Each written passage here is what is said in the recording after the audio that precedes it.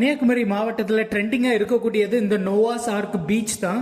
இந்த பீச் எங்கே இருக்குன்னு பார்க்கறதுக்கு முன்னாடி நம்ம சேனலில் மறக்காமல் சப்ஸ்கிரைப் பண்ணுங்க. இப்போ நம்ம இருக்கக்கூடிய லொக்கேஷன் இணையம்.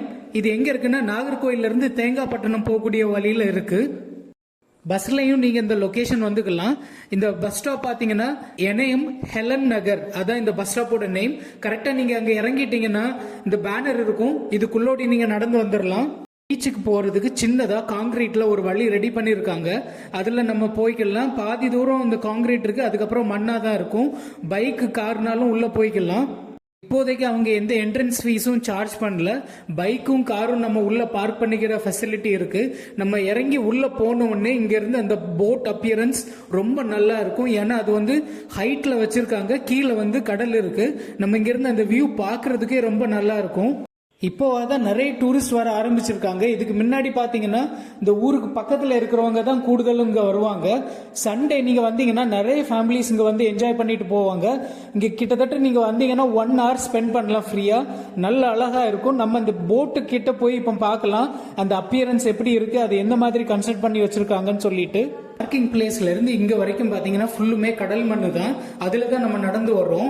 போட்டு கிட்ட வந்த உடனே அங்க அந்த பாத்வேல மட்டும் டைல்ஸ் போட்டிருக்காங்க.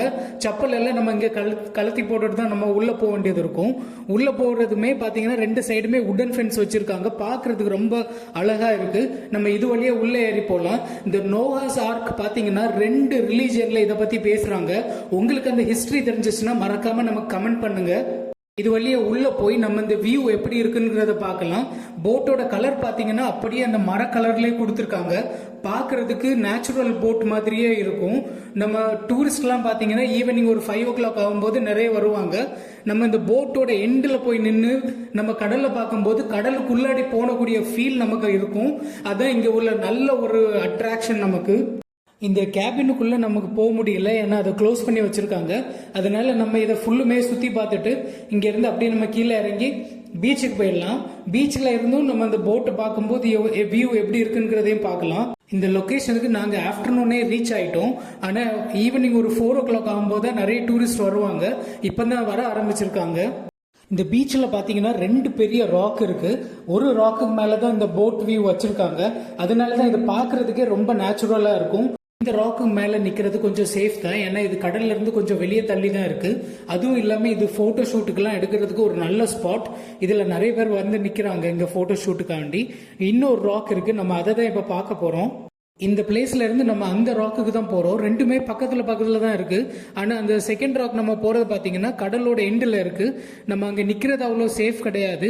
ஈவினிங் ஒரு 5 o'clock மேல அங்க தண்ணி வர ஆரம்பிச்சிரும். இப்பவே பாருங்க அந்த வியூ எப்படி இருக்குன்னு சொல்லி, எவ்வளவு தண்ணி உள்ள வருதுன்னு சொல்லிட்டு. இனி போக போக ஈவினிங் ஆக ஆக அலை வந்து கூடிட்டே இருக்கும். இந்த ஹெலன் நகர் பீச் நீங்க வந்தீங்கன்னா ஈவினிங் ஒரு 1 to 2 hours பிளசண்டா பீஸ்ஃபுல்லா டைம் ஸ்பெண்ட் பண்ணலாம். கிட்ஸ் எல்லாம் கூட்டிட்டு வந்தீங்கன்னா அவங்களுக்கு ஃப்ரீயா இருந்து விளையாடலாம். இந்த பீச்சுக்குள்ள இப்போதைக்கு எந்த ஸ்டாலும் இங்க போடல.